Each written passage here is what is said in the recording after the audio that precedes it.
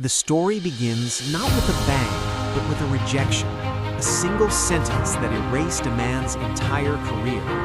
2 years of his life, countless hours spent on calculations, a fortune invested, all invalidated in a sterile Washington meeting room. His revolutionary aircraft project was dead. The prototype he poured his soul into would be scrapped. The government contract was worthless paper. He took a train back to New York, utterly defeated, carrying nothing but news of catastrophic failure for his waiting team. But as the American landscape streamed past the window, something inside him shifted.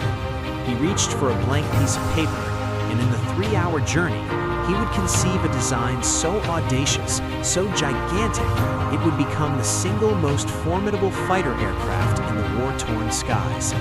This is the tale of Alexander Kartveli, the immigrant visionary who transformed professional ruin into the P-47 Thunderbolt, the armored beast that made America's air power absolute. The year is 1939. Europe is engulfed in flames. Germany's Luftwaffe is systematically annihilating Allied air forces over Poland and France.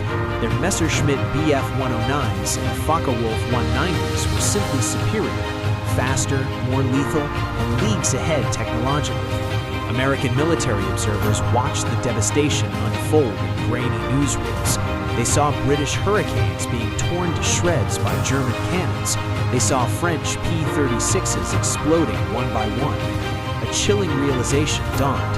If America joined this war, its pilots would be sent up in flying death traps. The United States Army Air Corps needed a new fighter, not just an improvement, but a quantum leap. They issued a new set of requirements that seemed impossible. The plane had to achieve 400 miles per hour at an altitude of 25,000 feet. It needed to be armed with 8.5 caliber machine guns. It required heavy armor plating to shield the pilot, self-sealing fuel tanks for survivability, and a massive 315-gallon fuel capacity. These specifications were not just ambitious, they were pure fantasy. No existing fighter could come close. The celebrated British Spitfire barely topped 360 miles per hour. The German Messerschmitt had powerful cannons but sacrificed pilot protection. How could anyone build a plane that was both incredibly fast and heavily armored? It was a paradox of engineering. Unless, of course, you were Alexander Kartveli. Kartveli was a Georgian immigrant born in Tbilisi in 1996. He served his homeland as an artillery officer during the First World War until a severe leg injury ended his military service. But the war had planted a seed. The future of conflict was not in muddy trenches, it was above them. In 1919, as the Bolsheviks consumed Georgia, Kartveli fled to Paris.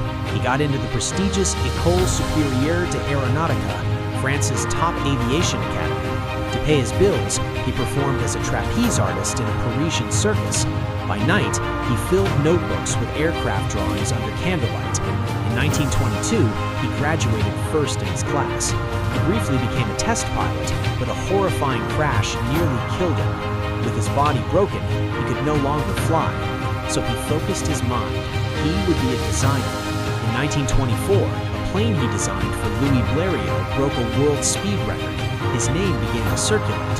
By 1927, an American aviation entrepreneur named Charles Levine took notice. Levine offered Kartveli a top engineering position at his new aircraft company in the United States.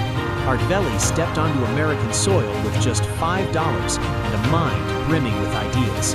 When Levine's company went under, Kartveli found a new home at Seversky Aircraft, which was run by another Georgian immigrant, Alexander de Seversky.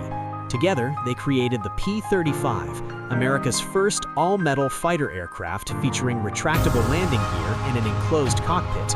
It was groundbreaking for 1936, but by 1939, it was hopelessly outclassed.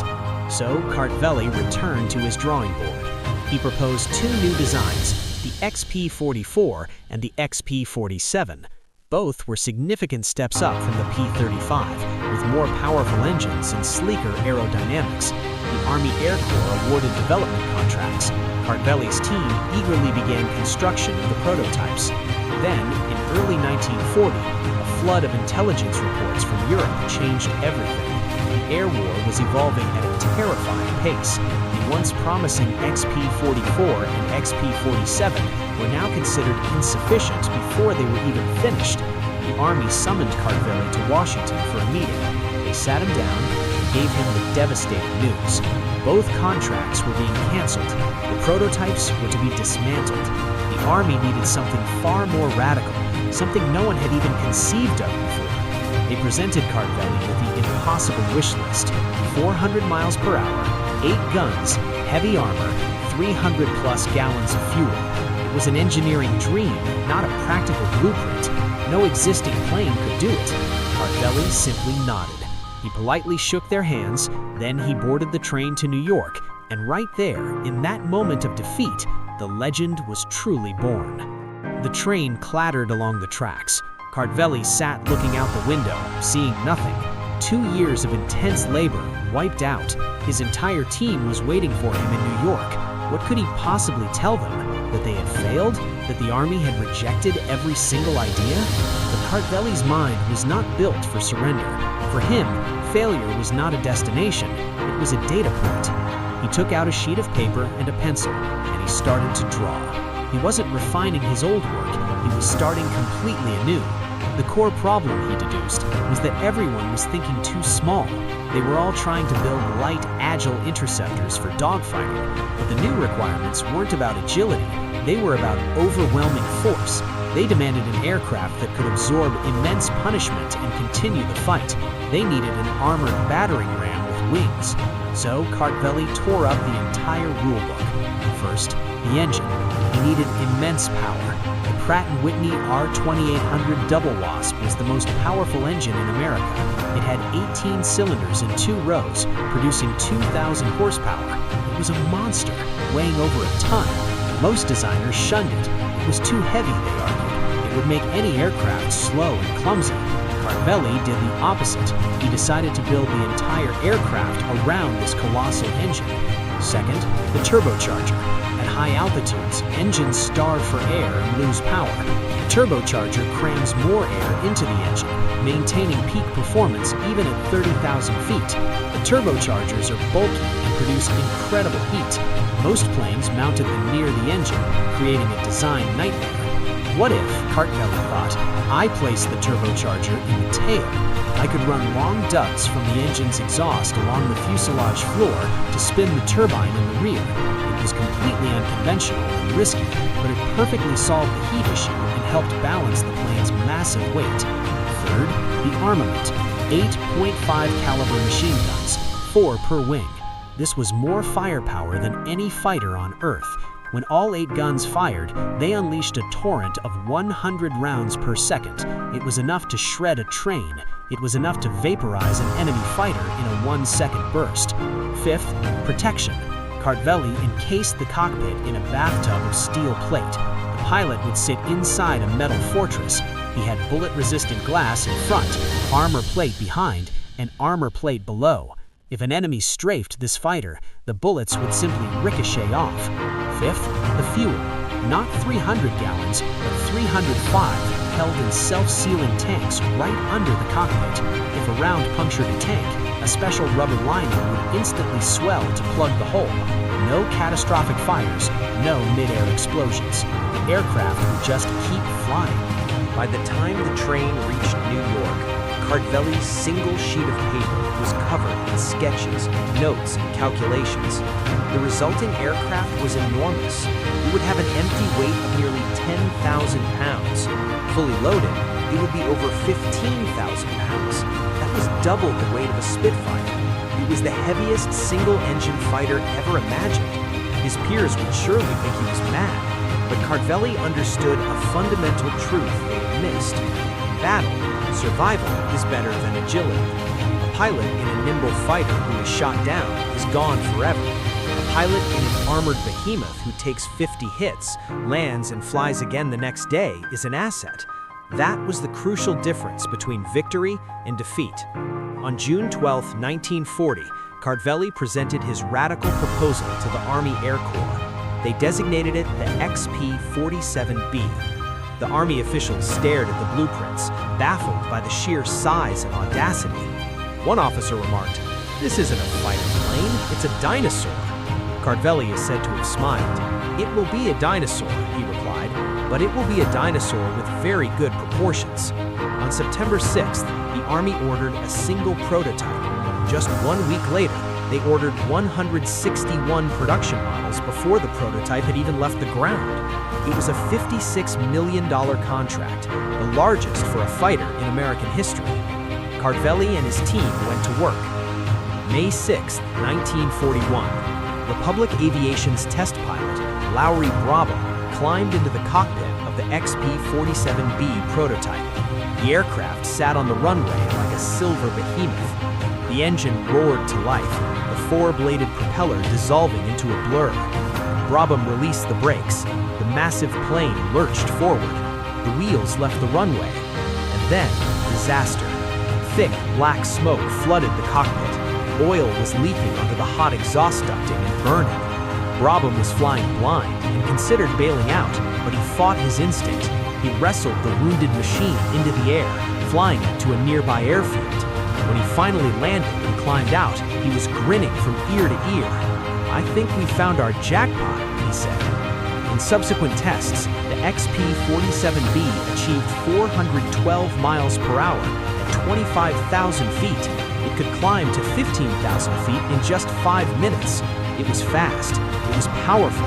It was exactly what the Army had dreamed of. Production began to ramp up, but then new problems emerged. On March 26, 1942, a P-47 crashed onto a golf course, killing the pilot. The investigation found that the entire tail assembly had torn off during flight. At high altitude, the fabric-covered rudders and elevators were bursting, making the plane uncontrollable. The hinged canopy also jammed shut, trapping the pilot inside. Engineers scrambled. They replaced the fabric control surfaces with metal ones. They redesigned the canopy to slide back instead of hinging open. They reinforced the tail structure. By late 1942, the improved P-47C was ready. It was stronger, tougher, and safer. The first units were shipped to England to join the 8th Air Force. But how would this unproven giant fare against the battle-hardened Luftwaffe? January 1943. The Thunderbolts arrived at airfields in Britain. The American pilots looked at the new plane and groaned. The aircraft was enormous, dwarfing the elegant Spitfires and Mustangs parked next to it. They nicknamed it the Jug, short for Juggernaut. For some, it was a term of endearment. For others, it was an insult. But the nickname stuck. The 56th Fighter Group, led by Colonel Hubert Zemke, received the P-47s. Zemke was a combat ace who had flown with the Royal Air Force during the Battle of Britain. He knew what it took to win in the air, and he recognized the P-47 was a different kind of animal. It was not a nimble dogfighter. It would never outturn a Messerschmitt, but it had other critical advantages. It was incredibly fast in a dive. The very weight that made it clumsy in a turn made it a guided missile when pointed straight down. Zemke developed new tactics for his pilots: climb high above the enemy, dive at blinding speed, strike hard, and then use your momentum to escape. The Thunderbolt wasn't a fencer's foil, it was a blacksmith's hammer. March 10, 1943, the Thunderbolts flew their first combat sortie, a fighter sweep over occupied France. Not a single German plane rose to challenge them. It was an anticlimactic start. Then, on April 15th, a flight of P-47s from the 4th Fighter Group finally met a squadron of Focke-Wulf 190s. The Germans attacked. Don Blakesley, a former RAF Eagle Squadron pilot, dove on a Focke-Wulf. The Thunderbolt accelerated, 300 miles per hour, 350, 400. The German plane tried to dive away, but the heavy Thunderbolt stayed right with it. Blakesley centered his target. All 8 guns roared.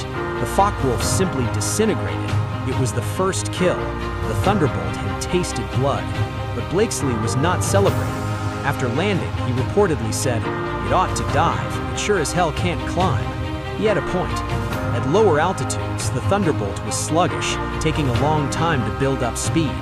German pilots quickly learned to exploit this, luring the heavy American fighters into turning battles where their lighter, more agile planes dominated.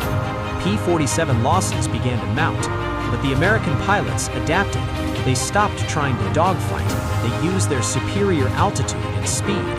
Then they discovered the Thunderbolt's most terrifying and wonderful secret. It simply refused to die. A Spitfire that took a few cannon rounds might explode. A Thunderbolt could absorb 50 machine gun hits and keep flying. Pilots were returning to base with their wings looking like Swiss cheese, tails nearly shot off, engines sputtering smoke. Ground troops would stare in awe, wondering how the aircraft was even airborne. The radial engine was almost indestructible.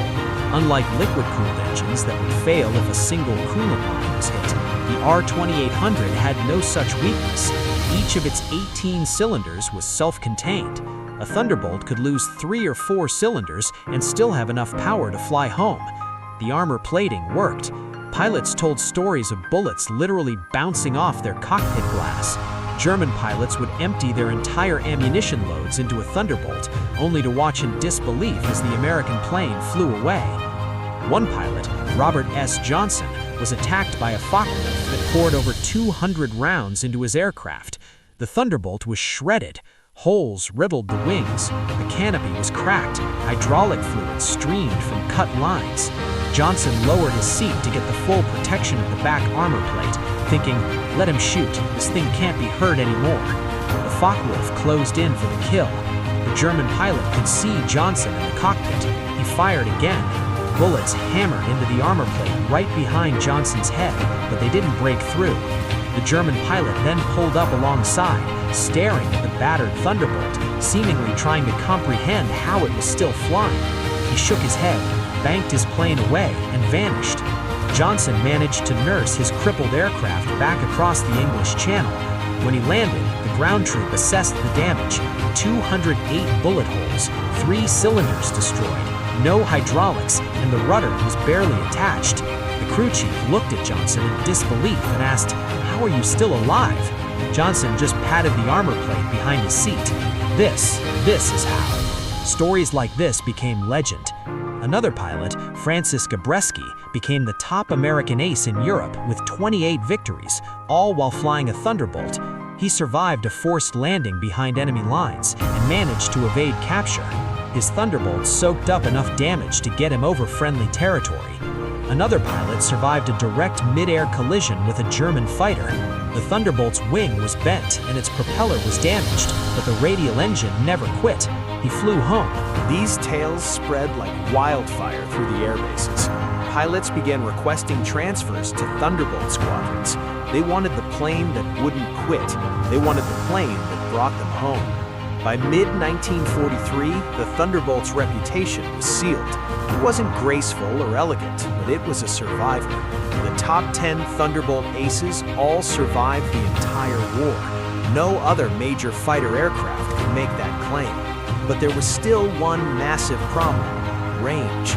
The P-47's thirsty engine burned fuel at a prodigious rate. It could only escort bombers to the German border before its fuel ran low and it had to turn back. Beyond that point, the bombers were on their own. German fighters would wait just outside the escort's range. The moment the Thunderbolts left, they would swoop in, massacring the B-17s. The bomber crews felt abandoned. They desperately needed fighter protection all the way to the target and back. Engineers raced to find a solution. They developed external drop tanks that could be fitted under the wings. First 300-gallon tanks, then massive 500-gallon tanks. With these, the Thunderbolt's operational range soared to over 1,300 miles. Now it could accompany the bombers all the way to Berlin. The Luftwaffe's days of easy kills were over. But Kartveli was never satisfied. The Thunderbolt was a success, but he knew it could be better. He obsessively studied combat reports and pilot debriefs, looking for patterns. He saw pilots were dying for reasons that had nothing to do with enemy fire, but with his own design. In 1943, Kartveli received word that P-47s were exploding on the ground due to fuel leaks. The self-sealing tanks worked fine in the air, but on the ground, dripping fuel could pool under the hot engine. A single spark could ignite a catastrophic fire, trapping and killing the pilot. Kartveli was horrified. He tracked down the issue. The fuel lines were routed too close to the hot exhaust ducts. The fix was simple: reroute the lines and add heat shielding. But the Army hadn't authorized these changes. Modifying production aircraft without official approval was illegal. It could cost Kartveli his job. He thought about the pilots, teenagers burning to death because of a flaw he knew how to fix. He didn't ask for permission. He ordered his engineers to make the changes on the production line immediately. Every fuel line was rerouted, every heat shield installed. The Army inevitably found out. Generals were livid. Kartveli calmly explained the fuel leak problem. Pilots are dying, he said. I fixed it. Generals had the modifications tested. They worked perfectly. The ground fire incidents dropped to almost zero. General Hap Arnold then ordered that Kartveli's unauthorized modifications be incorporated as standard on every P-47. Kartveli didn't stop. He redesigned ammunition boxes with blast-resistant covers after learning pilots were being killed by their own ammunition exploding. Another unauthorized change. He reinforced the cockpit armor after pilots reported injuries from shrapnel. Another change. By late 1943, Kartveli's rogue upgrades had reduced P-47 loss rates by an estimated 40%. That meant hundreds of pilots who flew home instead of dying in a burning wreck in a French field. General Arnold summoned Kartveli to his office. He didn't shoo him out, he thanked him. "You've saved more lives than any doctor in this war," Arnold told him. "Keep doing what you're doing." Kartveli did. But the Thunderbolt's primary role was about to change again. The P-51 Mustang had arrived. It was lighter, faster, and had even longer range than the P-47. The Mustang took over the high-altitude bomber escort duties. The Thunderbolt was reassigned to a new mission, ground attack. And this is where the Thunderbolt truly became a legend. The same heavy armor that made it so survivable in air-to-air combat made it nearly invincible at low altitude. Pilots would dive from 10,000 feet, building speed to over 400 miles per hour. At 2,000 feet, they would level out and unleash their rockets with devastating precision. A single rocket could knock out a Tiger tank. 10 rockets could obliterate a fortified German bunker. After firing their rockets, they would circle back and strafe with their machine guns, tearing apart anything that was left.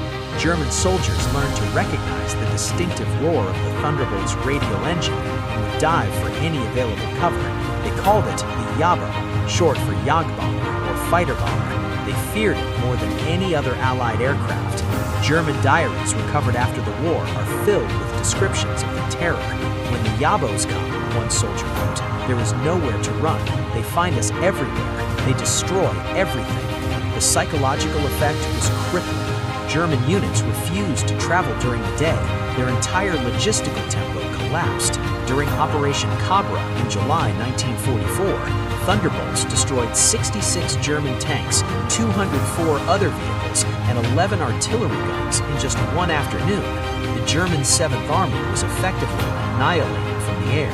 General Eisenhower himself credited the P-47 with breaking the Wehrmacht's back in France.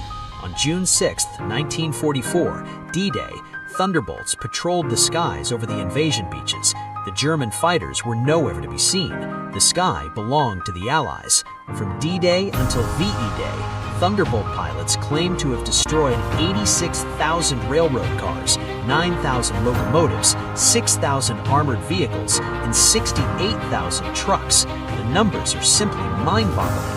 The Luftwaffe was paralyzed. German logistics ground to a halt. Without supplies, their panzer divisions were stranded. Without fuel, their own air force was grounded. The P-47 didn't just help win air superiority, it won the entire logistics war. The aircraft kept improving. The P-47D model introduced a bubble cockpit, giving the pilot 360-degree visibility. The P-47M added an even more powerful engine, pushing its top speed to 473 miles per hour. The P-47N extended wings for greater range in the Pacific Theater. There, the Thunderbolt decimated Japanese bomber formations, sometimes inflicting 90% loss rates on a single raid. By August 1945, the P-47 had shot down 7,462 enemy aircraft. It had flown 546,000 combat sorties, more than any other American fighter of the war. Over 15,600 P-47s were built, making it the most produced American fighter in history. It was flown by the British, the French, the Soviets, the Brazilians, and the Mexicans. The Thunderbolt served with distinction in every single theater of the war. When the war ended, Alexander Kartveli didn't rest. He went on to design the F-84 Thunderjet, America's first truly viable jet fighter, and then the F-105 Thunderchief, a supersonic fighter bomber. He consulted on the design of the A-10 Warthog, a close air support aircraft still flying today that shares much of the P-47's DNA. He even advised NASA on early concepts for the space shuttle. His career spanned 5 remarkable decades. Kartveli passed away in 1974. His obituary in the New York Times was just 3 paragraphs long. There was no state funeral, no public honors, just a brief note that an aircraft designer had died. History largely forgotten, but every time an A-10 provides life-saving cover for ground troops, that's Kartveli's legacy. Every time you see a vintage P-47 roaring in an air show, still flying 80 years later, that's Kartveli's legacy. Every time you read a story about a pilot who came home because his plane could take damage no other could, that is Kartveli's legacy. He was not a general or a politician. He was an immigrant with a pencil, a dream, and the audacity to turn rejection into revolution. He sketched a flying fortress on a train and gave America the exact weapon it needed to achieve victory. The German pilots who fought against the Thunderbolt called it invincible. Allied pilots called it the Jug. The mechanics who worked on it loved its rugged simplicity.